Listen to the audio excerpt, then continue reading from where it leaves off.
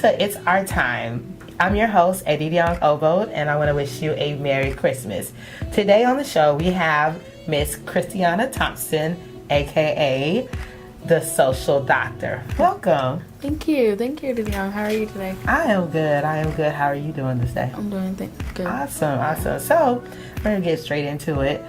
Miss Christiana Thompson, could you tell us a little bit about yourself, where you're from, your education, things like that? Well, I'm Christiana Thompson. As Edidiong said, I am originally from Sierra Leone, West Africa.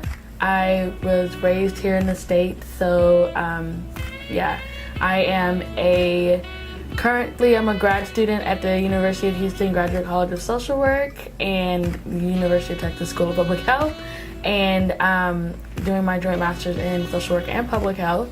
I am very passionate about social justice. I came to this country when I was a baby, went back to Sierra Leone in 2003 after the war ended, saw a lot of injustices happening in the world and became extremely passionate about it. Came back and decided to spark change here in the US and abroad.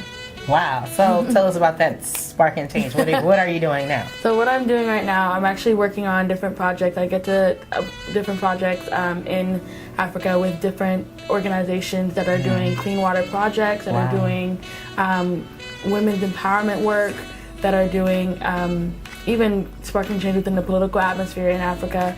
Also, I am currently working on a project called Social Prescriptions, and basically what we do, that's a forum that we do. We come together and discuss different issues that are going on in the U.S. For example, issues between Africans and African Americans and bridging that gap. And just looking at societal problems and trying to figure out how to remedy these issues by having a conversation and then moving the conversation forward. Okay. So I kind of want to talk about how you got into your current program now. What made you say, hey, I want to pursue this graduate program? So I have been doing a lot of research on women and young girls who've been affected by HIV/AIDS and sexual abuse as a result of sexual abuse, and especially in sub-Saharan Africa. And one thing that I noticed was that the shame that they feel about coming up and speaking up about their issue. I'm very passionate about human trafficking. A lot of human trafficking victims do not come out and speak up about what they're going through, and that they're not able to because they're afraid of the repercussions of that. And so I felt like social work would definitely be the avenue that I could definitely help these women who are dealing with shame, who are dealing with the stigma of HIV/AIDS, who are dealing with the stigma of just being, sexually abused, right? Yeah. And so they're dealing with that stigma, and so that's pretty much, I felt like social work was definitely the avenue to get into that, and then dealing with the health aspect of that. So, wow, that's heavy. Yeah. Not a lot of people can take on that mantle, so to speak, and say, hey, I'm going to fight for those who don't necessarily have that true voice, right? You end up becoming a voice for them through the advocacy work that you're doing. So that's amazing. So I kind of want to know a little bit more about Miss Christiana in a sense of fashion. I see your awesome attire here. Thank you. So talk to me a little bit about that, what you're wearing, and if you're involved in the fashion world, what does that look like? Okay, so what I'm wearing now, I got this dress made in Cameroon last year when I went to Cameroon with my friend. I love traveling the continent, so you'll hear about I've been to Ghana, Cameroon, but I got this made in Cameroon. My friend got this made for me when we were over there. And I am totally in love with African fashion. I totally love. My sister is actually a fashion designer. Oh wow! So what's the name of her line? House of Takura. Okay. And so she's definitely a fashion designer. And so I have that in-house fashion designer that I get to go to about, hey, hook me up with something to wear or whatever. Right. So and she's actually the reason why I got interested in fashion, because I planned fashion shows where she's been the designer behind the scenes. You know what I mean? I've been behind the scenes and she's been the designer, and so being able to showcase her fashion, showcase different fashion designers, that's actually what got me interested in different fashion. So I'm actually trying to figure out what that looks like, because figure out what my style is, but I definitely am. I love fashion. Yeah. Well, I love this outfit that you have. Thank you so much. It's really nice. Thank you. So I'm gonna switch gears. We're kind of going on the lighthearted this Yeah. night. So, what are some things that inspire you? So, things that inspire me, well, Or people? Yeah, the people that inspire me are definitely my parents. I say this, everybody's just like, oh, of course your parents, but no, seriously, they literally trained me up, and they literally gave me the opportunity to go to Sierra Leone, right? Wow, and it was through my dad's job that we were able to go to Sierra Leone, because the war had just ended, and he was judging the war crimes. I got to see firsthand what was going on over there.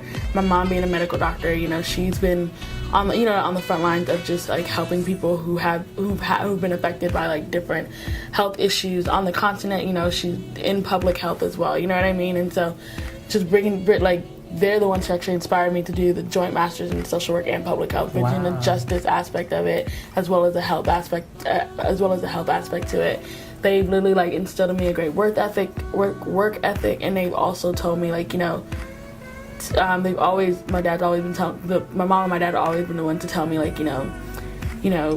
to to be open, you know what I mean? Yeah. Open-minded, to be open to different people, you know what I mean? Don't judge a book by its cover, how you, Chimamanda Ngozi Adichie, she always says the danger of a single story and how it's so dangerous to run with that story, right? Yeah. And I actually get to know that person, get to know the person behind the story or whatever, and understanding, they're always, they've always instilled that in me, just knowing people, loving people, and just being receptive, because we've all been on this side of the different issues that are going on in the world, right? We have a lot of hatred being spewed across the globe. My dad and my mom have always been like, you're not that person, that's not who you're gonna be, That's not what we raised you to be. We raised you to love. And even when I get a little agitated sometimes, they're like, calm down. So they've always inspired me to just to be that soldier of love kind of thing, soldier of love. I like that. Point statement, soldier of love. Yeah. So you have the social doctor who's a soldier of love. See what I did there? Yeah, I see what you did there. Okay. I kind of want to touch back on Sierra Leone. So you lived there for how long? So I lived in Sierra Leone from 2003 to 2006. And so did you go to school there? Yeah, I went to high school there. So talk about the difference in education there versus here. Okay, so in America, Houston. Listen, so I went to Sierra Leone and they put me back 1 year. Oh, wow. Because their education system is so difficult. Their education system is based off the British educational system, right? Yeah. And so I went there and I tested and they were like, no, you got to go back 1 year. And I was like, oh, no, I thought I was smart. You are smart. I was like, what? And so I got put back 1 year. Over there, multiple choice does not exist, right? So we are basically straight essay all the time. And I was like, I don't know how to write essays. English is not my thing. So I was going over there. English was my thing, of course, but studying English was not my thing, right? And so everything was essay, everything. We had to write essays on everything. History, except for math or whatever. How can you write an essay on math? But the math even was so complicated. Their education system is far advanced, right? And that's something I got really appreciated about it, because it definitely prepared me for college. When I got back over here after I graduated from high school over there, I came back and I was just like, I'm actually prepared for college. Wow. Yeah. Wow. Yeah. So tell us about that. What college did you go to? I went to University of Louisville, Kentucky. Okay. And Eastern Kentucky University. Okay. So, shout out to them. Yeah. And now you're currently a cougar. I'm currently a cougar. I want to make sure I get that special shout out to them. Okay. Yeah. So when you got to college, did you know that the degree that you were going was going to kind of lead you towards social justice, or? I had no idea, actually. I was like, oh, communication, I'm gonna do this. Right. I was like, oh yeah, I'm gonna do communication. I'm gonna be on the front of the frontline news anchor. I thought that, basically journalism going forward and talking about the different issues. Literally journalism. I was so a firm believer in that. But then I was then I realized maybe that's not the route that I'm supposed to take, because I decided on getting a joint bachelor's in international affairs. Wow. And so when I studied economics, and I was just like, I actually like this stuff. I actually like talking about economic development. I was passionate about it, but I didn't think I was going to go into it career-wise, right? But I really realized I was passionate about economic justice and like how people are just really affected by, you know, the economy, like, you know, and so I did not realize I was going to go into actual social work. I came to Houston in 2014 thinking, I was like, okay, you know, maybe I will get my master's in social work. Maybe that's what. Then I was like, no, I'm not going to do that. No. Yeah. And then finally I was like, actually, you know what, I am going to do this. Right. You know? So what made you decide to say, okay, let me do this now? I think I wanted to work for a couple of years. Right. I worked in international affairs for a couple of years, and I got to go see. I worked for the World Affairs Council. I got to go see the world. I got to see the world through that. You know, within, first of all, the organization in itself, but also being able to travel. And I traveled overseas, and I saw, like, you know, I got to go to Qatar, I got to go to Georgia, I got to go to Armenia, places I never dreamt of going. And I actually was able to, you know, see what was going on in the world. And I was like, actually, I'm really passionate about social injustice. So I really need to make this decision to actually start this program. Because even when I got accepted, I was still questioning it. But after I did that traveling, I was like, okay. Yeah. Okay. So we're going to go to a brief break. Stay tuned with us, and we'll be right back.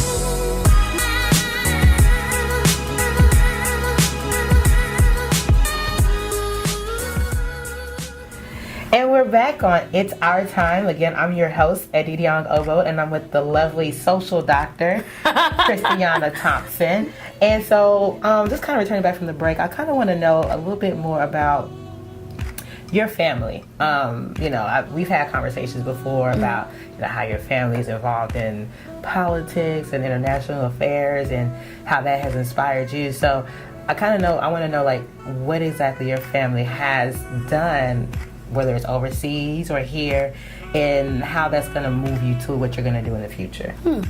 So my dad is a judge for the UN. Okay.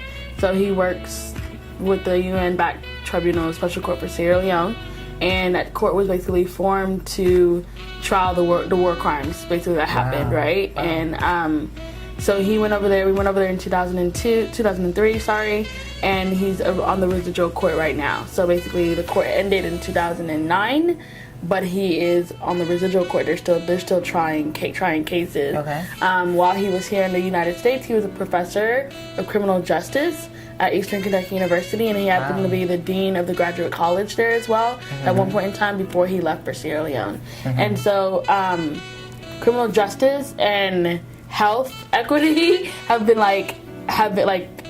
my upbringing. My mom is a medical doctor. She studied public health, right? She studied public health. She studied medicine in Russia. And so, like, the whole international affairs thing comes from both of them, right? Makes sense. Yeah. It comes from both of them because they also experienced the world, you know what I mean? Like, they've gone overseas in different time periods, right? And so, she studied also her public health degree in London, and that's where I was born, actually. So, yeah, so basically, like, just having that upbringing, right? And having my older brother who's a medical doctor, my other older brother, he's a lawyer. I have another older brother who's a journalist. I have another older sister who's a social worker, an older sister who's a professor, and then an older sister who's a lawyer as well, right? And she's also a fashion designer. House of Takura. Okay. So, like, all of that, it's so amazing because all of that, it's like, my family, they value education. Whatever kind of education, they're like, as long as you're passionate about it. Like, that's one thing my dad never used to say, but he was like, as long as you're passionate about it, you're passionate about it. But that's what really like got me involved in social justice and seeing what happened in Sierra Leone, being in the courtroom, hearing the testimonies, right, of the different people that were like, whose arms were amputated, whose legs got cut off or whatever, like literally hearing their testimonies and seeing what was happening, the women who had been abused in that situation or whatever, that's really what like sparked it for me. And I was just like, wow, like, and knowing my mom had to work with, my mom's had to work with women, like she's a pediatrician, but she's had to work with women who have been in situations where, they don't know how to take care of their child, or they, like, they're not able to or whatever, and all of that's literally what got me interested in social justice, public health. Yeah. So what are some ways that we, as a community or just a group or a body, can get involved in social justice, whether that's through, abuse or helping out or whatever? What does that look like for us? Or what are some ways that we can give back? So I would say, like, go volunteer at the community centers. Like, there's the Women's Center of Houston. Like, I love that organization, what they're doing. There's Search Houston. It's a homeless organization. They're doing so much about helping the homeless to self-sustainability, get on their feet, right? And doing self-sustainability. I would say also spark conversations, man. Like, everybody, like, people don't want to have the conversation. They don't want to have it. There's the elephant in the room. There's an elephant in the room, and you're looking at it and you're like, but like, who's gonna move the elephant, right? It's like nobody's gonna move it. They're just staring at it. And I would say, have those difficult conversations, be willing to have it, and don't get offended when people don't know, right? Because that's one thing, like, I'm learning is, like, not to get offended. People don't know. I'm like, okay, they don't know better. Let's have this conversation. Let's talk about it. Let's figure out, like, how we can be better for each other. You know what I mean? Yeah. Watch documentaries. I'm a documentary nerd. But so you can see what's going on. Like, I mean, what exactly we're dealing with. I mean, we know about the political climate right now. The tension that's going on in this country. Not just this country, but the tension going on across the globe, right? Like, we know about these things that are happening, but we don't want to have conversations about it. We're just like, oh, that's sad. And then it becomes a social media hashtag, and then it dies out. It's like, it's not just a social media hashtag. It can't just be a social media hashtag. Yeah, you have to take action. You have to move the conversation forward. Don't just stay at the conversation, but move it forward. You know what I mean? Yeah. And yeah, like, so that's totally what my advice would be about getting involved. Volunteer. Go do things with people that you never thought you would do things for. Right. You know what I mean? Yeah. Step outside the box. Yeah, step outside of your box. Step outside of your comfort zone. And so that's totally something I would say as far as getting involved with social justice. There's so many things around you. So we're talking about social justice, right? And we're going to kind of move into, like, some current stuff, right? So we know the hashtag, like you said, move beyond the hashtag. But I kind of want to talk about the hashtag #MeToo. And you talked about, how your advocacy work or what you're passionate about with women in terms of those who've been abused, and we're having that hashtag, although that hashtag was created years ago, but it's resurfacing, and we're seeing the ramifications, or I wouldn't even say the ramifications per se, but we're seeing courageous women come out and say, hey, I too have experienced this kind of abuse, and all the way up to the top level executives, right? So kind of give us your weigh in on that. What's your perspective on that? I mean, it's very difficult for women to come forward and say that they've been in that situation because, first of all, either their family has shamed you and told you not to say anything, right? Yeah. Or they're just basically, like, they're ashamed as a family member, not wanting to come out and be like, oh, this is what happened in our family. Our family's actually broken, right? We actually have our issues. I think that it is important for women to be able to speak up and not be ashamed to say anything about that. As far as the hashtag, I really do hope that we move beyond the hashtag and teach women how to be courageous, how to be bold, and, like, not be ashamed to speak up about what's going on. And, like, if you've been sexually abused, if you've been raped, if you've been molested, if you've been any of that, then, like, not to be afraid to speak up, because just because somebody in your family is ashamed of that, it's your dignity. You know what I mean? Like, you have to stand up. You have to be able to, like, be free from that. You know what I mean? I really, my hope for that hashtag is that we move beyond the hashtag. We move beyond it. We don't just settle there. Right. Because, I mean, bring back our girls, we kind of settled there. We kind of settled there. You know what I mean? Like, we kind of just stay there. But, like, I'm really hoping that, like, Me Too is like, okay, now we're going to actually do the actual groundwork, the needed work that needs to be done. Whether it means building housing facilities for these women to be able to come and speak and have this conversation with each other, or whether it means, just standing up and be like, okay, I'm gonna go and talk to this counselor about what I've been going through, because I'm tired of sitting here in this broken space, right? Yeah. So I really just pray that we move beyond that hashtag. I totally agree. And one thing I've noticed in current news, so to speak, Gabrielle Union had mentioned the whole hashtag Me Too, and she said something along the lines of, this is a great platform for white women who have been abused, but she doesn't necessarily see that same kind of public backing for women of color who also have experienced that hashtag Me Too. What do you think about that? Is it really matter about the race, or is it just more of just women all together, making sure that they're courageous to speak about that? So I can understand where Gabrielle Union is coming from, in the sense that, like, in the Black community, we don't give our women voices to speak up about what's going on within them, with them. As far as that goes, I would really appreciate if there was a backing for the Black community, the women who would, not be afraid, who would be emboldened, who would be empowered to be bold and courageous to go and speak out about their issue or whatever. But there isn't. We heard about the situation with the DC girls, right? Who disappeared, and like it literally took the community, the social media community, to come up to speak, to do the work. You know what I mean? And I think that's an issue, right? Where why do we have to have like celebrities backing us for the voices of these young women? Are their lives not worthy enough to be backed, right?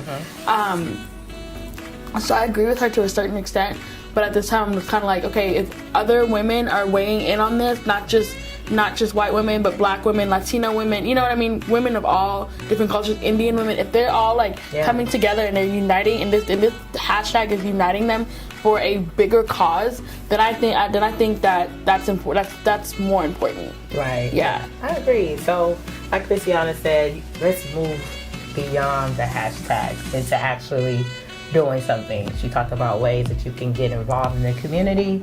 You can volunteer at community centers, shelters, search, different things. So I kind of want to know some advice that you would give to a person who may want to enter the social justice industry, so to speak. What would you give them? If maybe they're in college, maybe they are doing a full career change. What are some tips and advice that you would give for them to enter this kind of industry? Self-care is so important. Self-care is so important. That is truly it, because this is heavy. Yeah. Because you're carrying the weight of society on your shoulders, right? You're carrying their weight, and you're wanting to spark change and affect change. And you cannot do that if you have not taken care of yourself. Right. It starts with the individual. Yes, you want to spark change. Yes, you want to do be the change that you wish to see, right? Right. But you have to internally do the work. You have to constantly be aware of what you need to do within yourself, right? And basically move past that. And so I would say self-care is so important. Make sure that you take good care of yourself. Do not, because when you're emotionally drained, you will not be able to do the work that is required of you. Whew. Yeah. Self-care is important, y'all. Self-care is important. So I'm going to kind of shift gears, light and heart. What are some fun things you like to do? I like to watch documentaries. There's nothing wrong with that. I like to watch movies. I love to go dancing. I love hanging out with my friends, going to watch movies. Yeah, all of that. That's pretty much, that's what I do for self-care. Okay. I like to watch. Come on, do a little selfie. Yeah. I love that. What do they do? They do something in Sierra Leone? Do they? No, we bite off of Nigeria. I'm just kidding. I'm kidding. All right. Well, thank you guys again for watching It Is Our Time. And again, I want to thank our lovely guest, the social doctor, Christiana Thompson. Again, I'm your host, Edidiong Obot, and we will see you for the next episode.